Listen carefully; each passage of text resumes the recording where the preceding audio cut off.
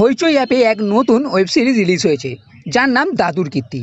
আর এই সিরিজে সত্যই দাদুর যে কীর্তি দেখানো হয়েছে তা দেখে তাজ্জব হতেই হবে। সিরিজে পারিবারিক ড্রামা আছে, রহস্য আছে, গুপ্তধন খোঁজার ধাঁধা আছে, কিছুটা কমেডি, ইমোশনাল, আর আছে ভুতুড়ে একটা বাতাবরণ। কারণ যে বাড়িটিকে নিয়ে এই সিরিজ, চৌধুরী বাড়ি, সেখানে কয়েকশো বছর ধরে একটি ভূত আছে। তবে এই ভুতুড়ে কনসেপ্ট ওপর দিক দিয়েই দেখানো হয়েছে, খুব একটা এর গভীরতা নেই। সিরিজে এক বৃদ্ধ দম্পতি আছে, আর আছে দেখাশোনার জন্য কেয়ারটেকার, যাকে এরা ছেলের মতনই ভালোবাসে।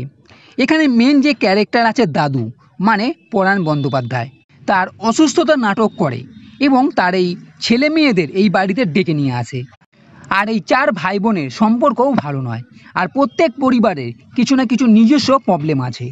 এইবার এই দাদু এক ধাঁধার কথা বলে, যা কিনা হেমন্তচন্দ্র যার ভূত আছে এই বাড়িতে কোথাও গুপ্তধন লুকিয়ে গেছে।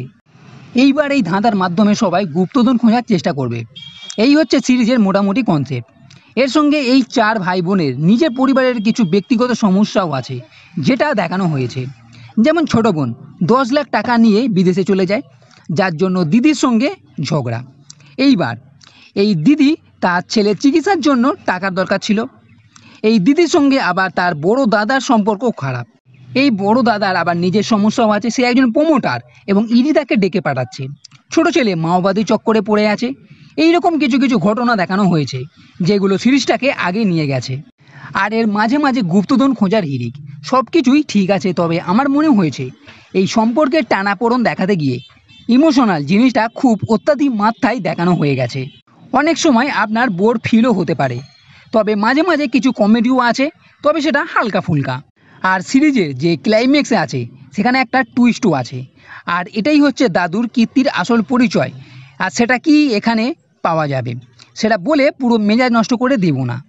নিজে একবার এই সিরিজটা দেখুন। তবে আমার মনে হয় এটা একবার দেখার মতনই সিরিজ। যেরকম ভেবেছিলাম ঠিক অতটা মনের মতো না হলেও ড্রামাটা একটু কম দেখানো হতো, তাহলে মনে হয় আরও ভালো হতো। তাই এটা ঠিকঠাক বলা যেতে পারে।